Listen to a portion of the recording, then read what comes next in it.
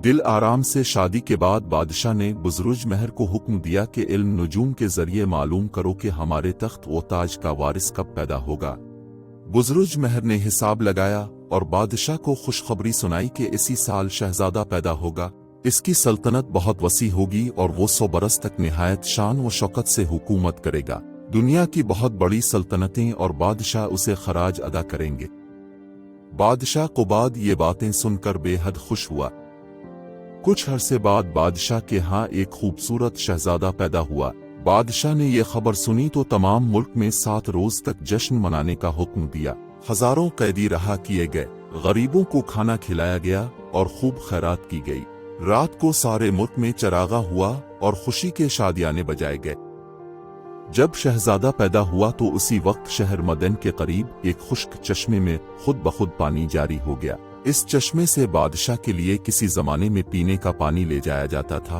बादशाह ने बुजुर्ग महर से कहा कि शहजादे का नाम तजवीज करो। उसने कहा, हुजूर शहजादा बहुत खुश किस्मत और मुबारक कदम है। इसके आते ही खुश्क चश्मा रवा हुआ, इसलिए मैं इसका नाम नौशेरवां तजवीज करता हूँ। बादशाह ने ये नाम बहुत पसंद किया और बुजुर्ग महर का मुंह मोतियों से भर दिया। नौशेरवां की पैदाइश के 11 रोज बाद बुजुर्ग महर को मालूम हुआ कि हबशी गुलाम बख्तियार के घर में भी लड़का पैदा हुआ है। ये लड़का वजीर अलकश का नवासा था। बुजुर्ग महर बख्तियार के घर गया, लड़के को देखा और उसका नाम बख्तक रखा। जब नौशेरवां 4 बरस का हुआ तो बादशाह ने बुजुर्ग महर से कहा कि अब शहजादे की तालीम का बंदोबस्त होना चाहिए और ये काम तुमसे बेहतर कोई नहीं कर सकता। नौशेरवां को बुजुर्ग महर के हवाले कर दिया गया और उसने शहजादे को पढ़ाना शुरू किया। चंद रोज बाद बुजुर्ग महर ने बख्तियार के बेटे बख्तक को भी पढ़ाने के लिए बुलवाया और इन दोनों को चंद बरस के बाद इतने इल्म सिखा दिए कि बड़े बड़े आलम फाजिल हैरान रह गए। लेकिन नौशेरवां और बख्तक में फर्क था। नौशेरवां निहायत ज़हीन, फरमाबरदार, खुश अखलाक और खूबसूरत था और बख्तक बदतमीज और बदमिजाज था। इसका दिमाग भलाई के कामों के बजाय बुराई के कामों में ज्यादा चलता था। अपने उस्ताद बुजुर्ग महर की बेइज्जती करने में उसे बड़ा मजा आता। जान जान कर ऐसी हरकतें करता कि बुजुर्ग महर को सदमा पहुंचे, मगर वो खामोश रहता। कोई नसीहत बख्तक पर कारगर न होती और वो मनमानी करता। वो अपनी माँ से कहा करता कि बुजुर्ग महर ने मेरे नाना को मरवाया है, मैं इससे बदला जरूर लूंगा। नौशेरवां से भी उसने बुजुर्ग महर की शिकायतें की, लेकिन उसने हमेशा उसको झड़क दिया और नाराज हुआ। वक्त गुजरता गया और नौशेरवां ने बचपन की मंजिलें तय करके जवानी की सरहद में कदम रखा। अब बादशाह कुबाद बहुत बूढ़ा हो गया था। उसने सोचा कि सल्तनत नौशेरवां के हवाले करके अपनी बकिया जिंदगी इत्मीनान से गुजारे। उसने बुजुर्ग महर से मशवरा किया। उसने भी बादशाह की ये राय पसंद की, लेकिन ये मशवरा भी दिया कि पहले नौशेरवां की शादी हो जाए। इन्हीं दिनों चीन से सौदागरों का एक काफिला मुद्दाए आया और उनमें से एक सौदागर की मुलाकात बुजुर्ग महर से हुई। बातों बातों में सौदागर ने जिक्र किया कि चीन के बादशाह की बेटी इतनी खूबसूरत है कि क्या कोई परी होगी। क्या ही अच्छा हो कि नौशेरवां जैसे अक्लमंद, खूबसूरत और आलम फाजिल शहजादे की शादी चीन के बादशाह की बेटी से हो। ऐसा मालूम होता है कि कुदरत ने इन दोनों को एक दूसरे के लिए बनाया है। सौदागर ने शहजादी की इतनी तारीफें की कि बुजुर्ग महर सोचने लगा कि चीन का बादशाह भी बहुत बड़ी सल्तनत का मालिक है और शान व शौकत में किसी तरह हमारे बादशाह से कम नहीं। अगर इनमें रिश्तेदारी हो जाए तो बहुत अच्छा हो। ये सोचकर वो कुबाद बादशाह के महल में गया और उससे ये बात कही। बादशाह ने भी उसकी राय पसंद की और हुक्म दिया कि तुम फौरी तौर पर चीन जाने की तैयारी करो और नौशेरवां की शादी का पैगाम चीन के बादशाह को दो। बादशाह ने बेशुमार हाथी घोड़े और हीरे जवाहरात तोहफे के तौर पर बुजुर्ग महर के साथ कर दिए। उनके अलावा 1000 गुलाम और सिपाही भी इसके हमरा रवाना किए। चीन के बादशाह को खाकान आजम कहते थे। इसे जब पता चला कि ईरान के बादशाह का वजीर आ रहा है तो वो बहुत खुश हुआ और उसके इस्तकबाल के लिए अपने फौजी सरदारों और 4 बेटों को भेजा। इन लोगों ने बड़े अदब और एहतराम से बुजुर्ग महर का इस्तकबाल किया और इसे खाकान आजम के दरबार में ले गए। बुजुर्ग महर ने बादशाह को झुककर सलाम किया और जो तोहफे लाया था पेश किए। खाकान आजम ने उसे अपने करीब बिठाया और बातें करने लगा। बुजुर्ग महर ने खाकान आजम से अपने आने का मकसद बयान किया और नौशेरवा की इतनी तारीफें की कि वो इससे अपनी बेटी की शादी करने के लिए रजामंद हो गया और कहा कि ये मेरी खुशकिस्मती है कि नौशेरवा जैसा शहजादा मेरा दामाद हो। उसने इसी वक्त अपने दरबारियों और सरदारों को हुक्म दिया कि शादी की तैयारी की जाए। बुज़रुज महर खाकान आजम से रुखसत होकर अपने मुल्क में आया और बादशाह कुबाद को यह खुशखबरी सुनाई कि चीन का बादशाह अपनी बेटी से नौशेरवा की शादी करने पर आमादा है। कुबाद बहुत खुश हुआ और यहाँ भी शादी की जोरों शोर से तैयारियां होने लगी। मुल्क में हर तरफ खुशी की लहर दौड़ गई। 3 माह बाद नौशेरवा की शादी बड़ी धूमधाम से चीन की शहजादी महर अंगेज के साथ हो गई। चीन के बादशाह ने अपनी बेटी को सोने चांदी के इतने जेवर और बर्तन दिए कि जिनका शुमार मुमकिन न था। इसके अलावा आला दर्जे के रेशम की 10,000 पोशाक भी दें। 1,000 लौंडे गुलाम भी शहजादी की खिदमत के लिए चीन से भेजे गए। दोनों मुल्कों में कई माह तक शादी का जश्न हुआ। एक दिन कुबाद बादशाह ने बुज़रुज महर को बुलाया और कहा, तुम देख रहे हो कि मैं बहुत बूढ़ा हो गया हूँ। हुकूमत का काम संभालना मेरे लिए मुश्किल हो गया है। मैं चाहता हूँ कि हुकूमत अपने बेटे नौशेरवा के सुपुर्द कर दूं। तुम्हारी क्या राय है? मुझे हुजूर की राय से इत्तेफाक है।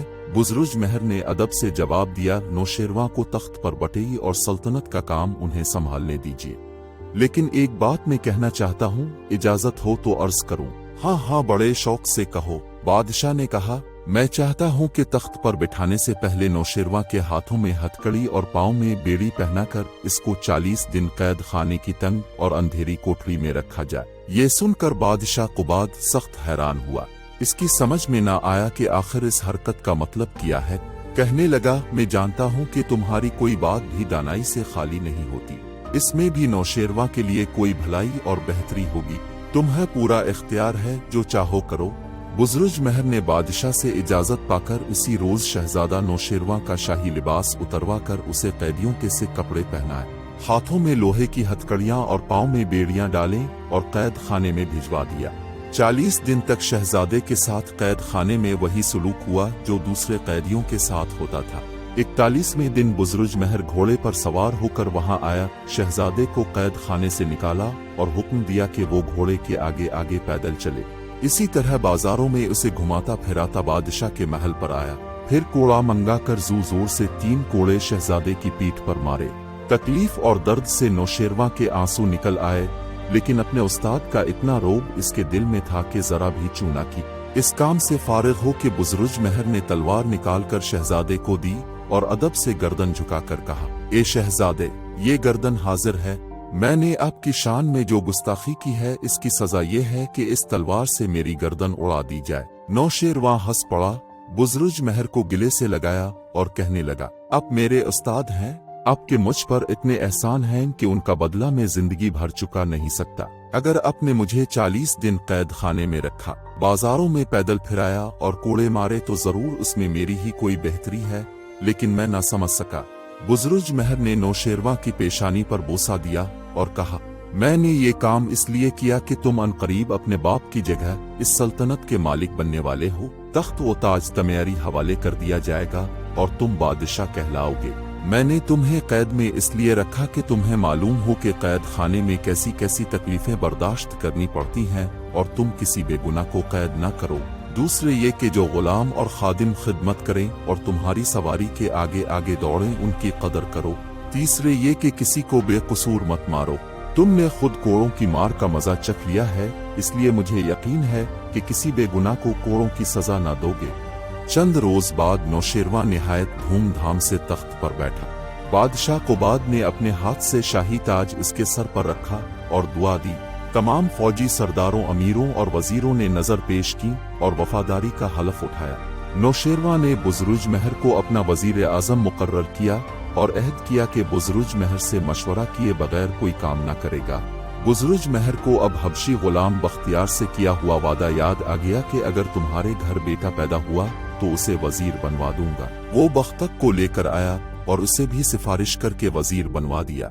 जब तक नौशेरवा का बाप कुबाद जिंदा रहा, नौशेरवा इंसाफ से हुकूमत करता रहा। रियाया खुशहाल थी, लेकिन जून ही कुबाद की आंखें बंद हुई, नौशेरवा ऐशो इशरत में पड़कर सल्तनत के कामों से गाफिल हो गया। हर तरफ रिश्वत और जुल्म होने लगा। सरकारी अफसर गरीब लोगों को परेशान करने लगे। चोरियां और डाके आम हो गए। बख्तक वजीर ने नौशेरवां पर कुछ ऐसा जादू कर दिया था कि वो इसी की बात पर अमल करता और हर काम में इसी से मशवरा लेता था। बुज़ुर्ग महर ये सब कुछ देखता और कोड़ता। कई बार उसने नौशेरवां को समझाने की कोशिश की, लेकिन बख्तक ने इसकी एक न चलने दी। आखिर बुज़ुर्ग महर मायूस होकर चुप हो रहा। इन्हीं दिनों एक बड़ा मशहूर खूनी और डाकू गिरफ्तार करके नौशेरवां के दरबार में लाया गया। बादशाह ने इसका मुकदमा सुना और हुक्म दिया कि डाकू की गर्दन उड़ा दी जाए।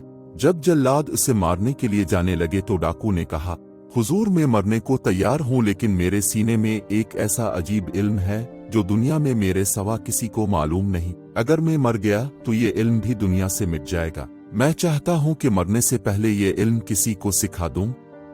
नौशेरवां ये बात सुनकर हैरान हुआ और कहने लगा, बयान कर वो कौन सा इल्म तेरे पास है जो तमाम रोए जमीन पर और किसी के पास नहीं। जहां पना में जानवरों की बोलियां समझ लेता हूँ। डाकू ने कहा, ये तो बहुत बड़ा इल्म है।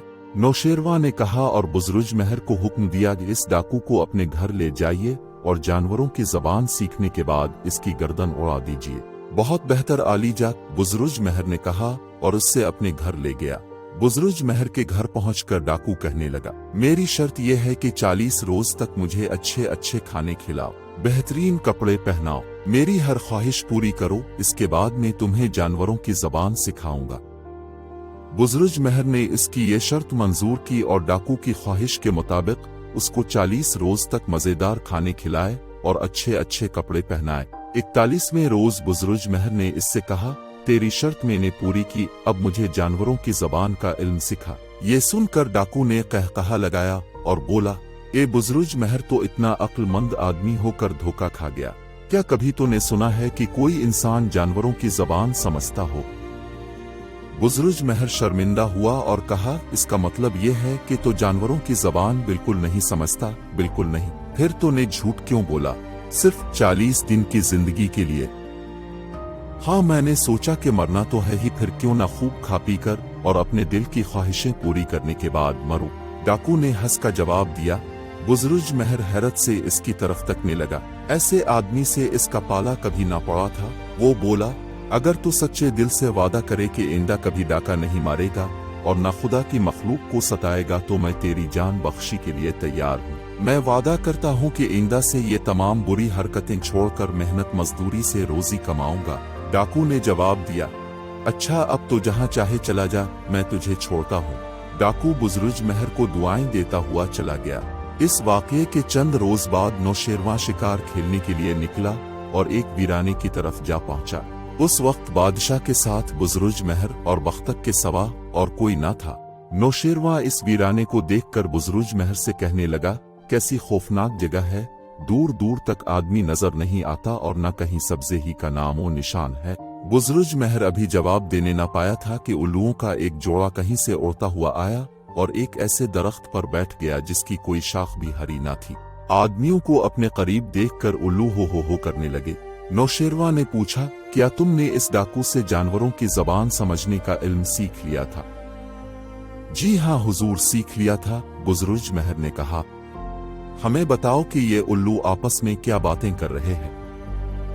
हुजूर, ये आपस में रिश्तेदार हैं। बड़ा उल्लू छोटे उल्लू से कह रहा है कि अगर तो अपने बेटे की शादी मेरी बेटी से कर दे तो मैं जहेज में ऐसे ही 3 वीराने दूंगा। छोटा उल्लू कह रहा है कि 3 नहीं 10 वीराने लूंगा तब शादी करूंगा। ये सुनकर बड़ा उल्लू बोला कि घबराते क्यों हो, नौशेरवां की बादशाही कायम रही तो 10 की जगह 100 वीराने दूंगा। बुज़ुर्ग महर के मुंह से ये बातें सुनकर नौशेरवां के चेहरे का रंग उड़ गया। उधर बख्तक दिल में खुश हुआ। इसका ख्याल था कि अब नौशेरवां बुज़ुर्ग महर को हरगिज जिंदा न छोड़ेगा क्योंकि इसने बादशाह की शान में गुस्ताखी की है। लेकिन नौशेरवां समझ गया कि उस्ताद बुज़ुर्ग महर ने इसे उल्लुओं की बातें समझाने के बहाने नसीहत की है कि अगर मैंने सल्तनत की तरफ ध्यान न दिया तो एक दिन पूरा मुल्क ही वीराना बन जाएगा। उसने आगे बढ़कर बुज़ुर्ग महर को सीने से लगा लिया और कहा, उस्ताद बुज़ुर्ग महर, अपने मेरी आंखें खोल दे। मैं अपना फर्ज भूल गया था। अब अहद करता हूँ कि आइंदा गफलत न करूंगा।